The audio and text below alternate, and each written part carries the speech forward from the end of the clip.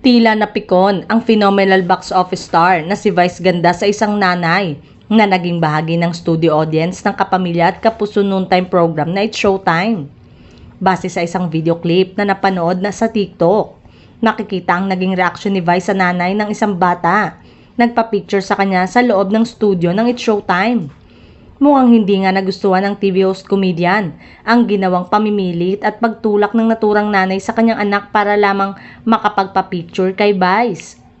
Kung titignan, ay parang nakikipagbiroan lang ang komedyante sa nanay ng bata, ngunit mararamdaman mo rin ang kanyang pagkapikon sa nangyari. Mismong si Vice na ang lumapit sa bata na tila umiiyak na. Kaya naman ang reaksyon ni Vice, kasi tinulak mo mother, kasi ginaganon mo yung bata, bakit ginaganon mo yung bata?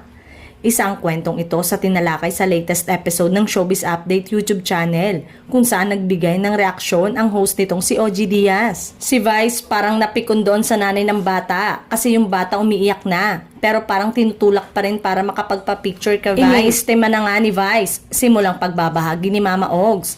Patuloy pa niya. Tapos hindi naman artista yung bata pero parang stage mother yung nanay ng bata.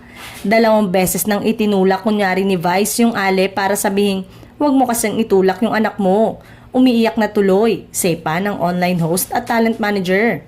Paalala pa ni OG sa mga nanay, "Huwag nating pilitin ang bata kung ayaw magpa-picture, di ba? Mga bata yan." Siyempre, ang unang-unang mag-aalaga sa mental health sa bata ay ang nanay niya, sabi pa ni OG.